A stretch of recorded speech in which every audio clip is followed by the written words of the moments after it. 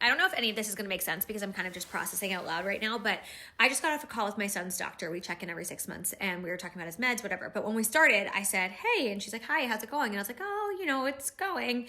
And she's like, yeah, it's a lot, right? Like everything's a lot right now. And I feel like collectively, a lot of us are feeling this. We are feeling like we don't know how to process all of the horrific things that are happening in our country, in the world, like watching Minnesota, it feels dystopian and we don't know how to help. It feels helpless. And it's just all a lot to process. And then we're expected to show up at work. We're expected to take care of the kids and to buy the Valentines and do Spirit Day and cook the dinners and make their lives still fun and magical because they're children and we want their lives to be magical. And then there's this like guilt where it's like, okay, but other kids' lives aren't magical right now. And so, who am I to make my kids' lives magical, right? Like it's a whole thing.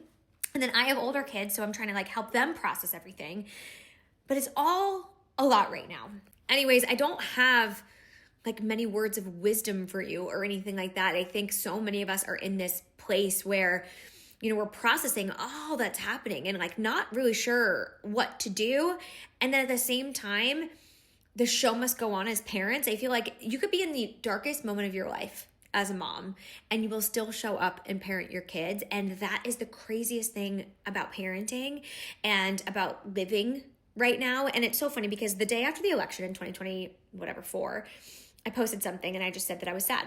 I was sad for my kids and I got so many crazy DMs. And it was one of those things people were like, what are you sad about? And it's like, I'm sad about this moment right here. I'm sad about every child who's experiencing this in their childhood. That is what I am sad about.